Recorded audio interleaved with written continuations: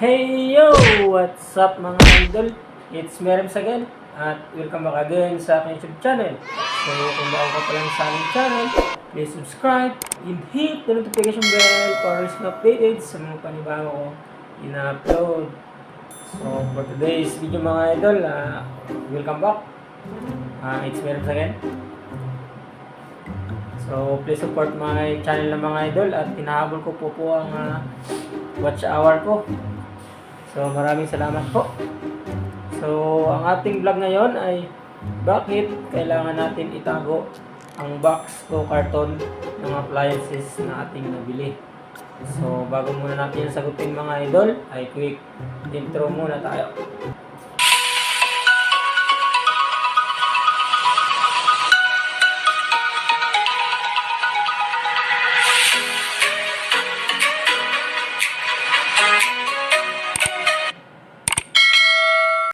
So, ayun mga idol, bakit kailangan natin itago ang box o karton ng appliances na ating nabili?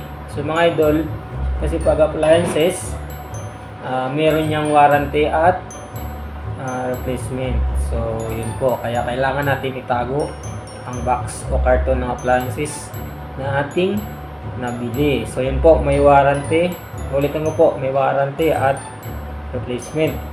So ang ibig sabihin po ng warranty, halimbawa ang TV mo, halimbawa ang TV mga idol ay nawala ng power bigla, at hindi siya gumagana, then na-block out yung screen. So pasok po siya sa warranty. Hindi po pasok sa warranty ang halimbawa nabasag mo bigla, nahulog mo bigla at nag-crack yung TV, hindi po yun pasok kasi kasalanan mo yun.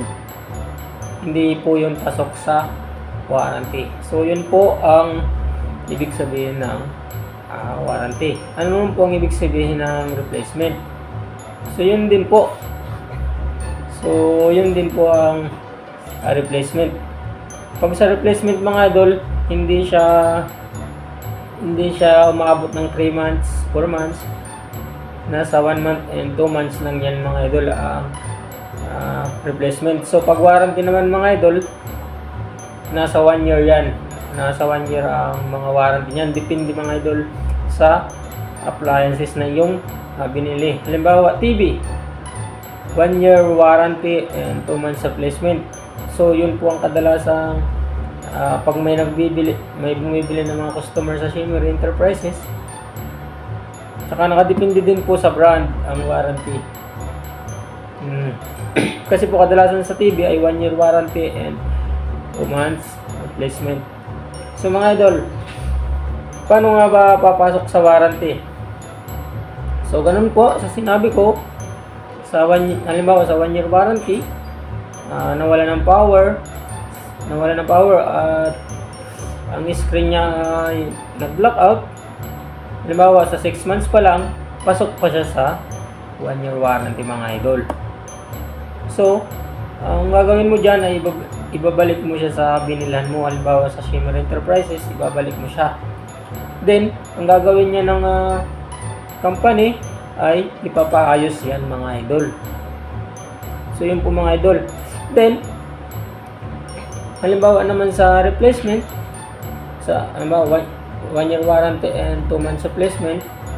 Halimbawa sa replacement naman, kapag halimbawa 1 month pa lang nawala ng power yan, so ang gagawin ng company niyan ay papalitan yan mga idol ng bago, same item at same brand, same appliances. So yun po mga idol. Then bawal na po siya palitan ng pangalawang beses, kundi isang beses lang po. So halimbawa sa 2 months nasira, then papasok na siya sa 1 year warranty mga idol. So ang gagawin niya lang dyan ay ipapaayos. So yun po ang ibig sabihin ng warranty at replacement. Kaya kailangan nating itago ang ating mga box o karton ng appliances na ating nabili. So yun po mga idol, sa Shimmery Enterprises na aking pinagtatrabahuan.